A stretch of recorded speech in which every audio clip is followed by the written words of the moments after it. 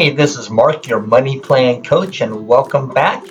Today we're going to talk about just the basic entry and input for the Money Decoder asset page. Let's get right to it. By the way, this page is really a great page, and it's going to start giving you just a glimpse of how powerful the Money Decoder can be in your life and how it's going to just help you make decisions and understand where you are, where you want to be, and how to get there a lot easier. But let's get right down to just the basic entry for today's video. So first, again, we just click add and boom, there's our new row. In this case, we need to put a name, just like on all these. If we don't have a name or a label in the left-hand column, it's not going to save that row. By the way, if you want to delete the row, you just blank this out and the row will get deleted. But in this case, let's say it's bank checking account. Let's say the purpose of that money is emergency. That's important that you choose a purpose for all the accounts you have and all the monies that you have. Let's say that there's $10,000 in there on a regular basis. In other words, let's say I get a paycheck of $5,000. I know at the end of the month it's going to be zero. I don't want to put $5,000 in there. I want to put zero because that's the running total that I keep. This present value really should be the amount of money that is generally in that account on an ongoing basis. Monthly additions, let's say that I intend to put in $200 a month extra, or at the end of the month I'm hoping to have $10,200 in that account. That's what the monthly additions are. How much extra is going into the account every month? An estimated return on investment or interest rate, we can just say, let's say that I know the bank's paying me 1% and that's it. I click save, and that's all I have to do. It's really that simple. There's a few more items I'm going to show you here, but for the most part, that's all you have to put in. And then I go to my next account. Let's say I have a 401k. Well, I know that is for retirement. So I'm going to choose retirement. It's already chosen, actually. Let's say there's $50,000 in there. Let's say I'm putting in $500 a month into that account. And let's say my investment advisor believes I'm going to make 8% long-term on that money. And let's add one more. If I have a 401k, let's say I have a matching amount.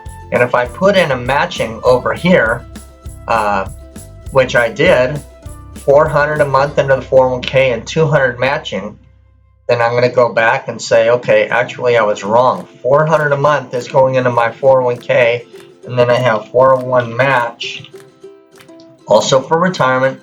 And let's say for the match, I'm not going to put any money in the present value because all the money in the account is here. I'm just going to put the same amount that I know I'm being matched, the same interest rate earning in the account. Click save, and we're going to start seeing some great information populate. In this future value column, I'm going to know based on a certain date, the age I turn, let's say 65, and let's say I believe there's going to be 3% inflation, and I'll be able to earn 8% on my money at that point in time.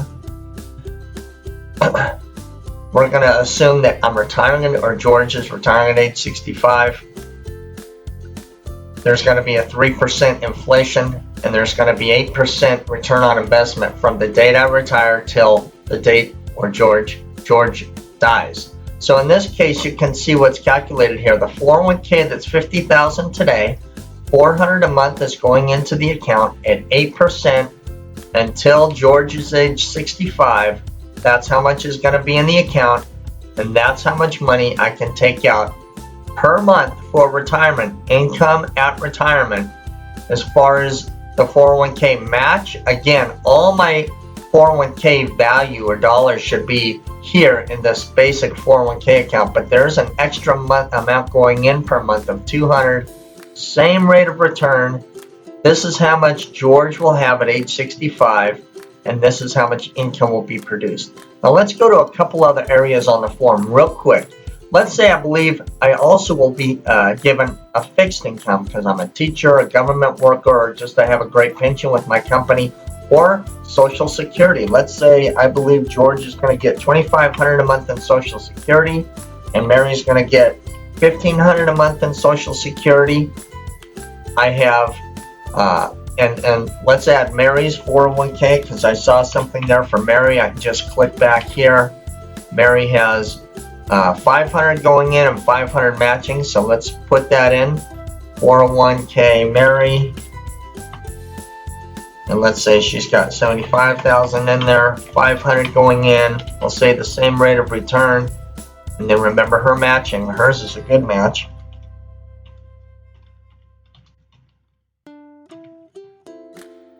And again, for the matching, we put 0 in the present value because all the present value should show up in the main account. And 500 for her matching, so that's awesome. Now look what happens. That took about a minute or two. That's it. And I have a complete retirement plan already built out, and I can change it on the fly in a second or two is all it takes. So here I know that in this account, I'm going to click Save again. Sometimes it takes 2 clicks, so don't get frustrated with that.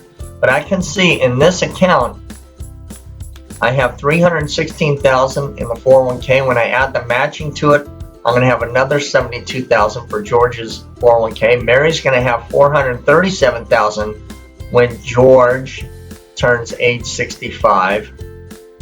And that's how much income she's going to derive from this account. Here's how much income she'll derive just from the matching the employer's given her.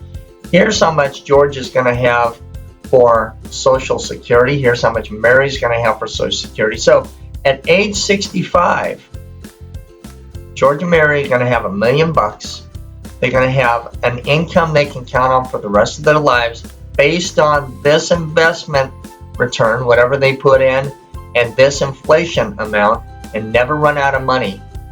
That's how much income they'll have.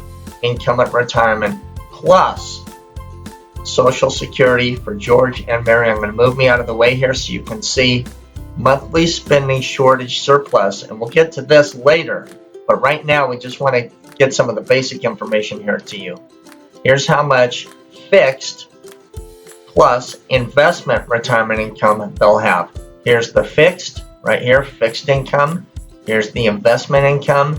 Here's the total. So we know that's the income they're going to be able to expect at retirement. I'm going to go into a lot more stuff in the future, and I'll add one more thing here. Let's say their owner-occupied property they figure is going to grow at 3% over that time. We're even going to be able to tell here with, again, just very simple and quick entry, how much the owner-occupied property cash flow is at retirement. It's going to be $4,000 a month cost. The loan balance at that time is going to be $163,000. The property value is going to be $1 million. Where was it originally?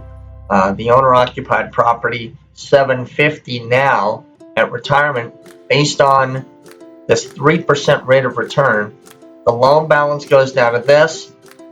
The property value is going to be almost $1.2 million. They're going to have about $1 million in equity, $1 million in future value, this much they're spending, and there's a lot more we'll talk about.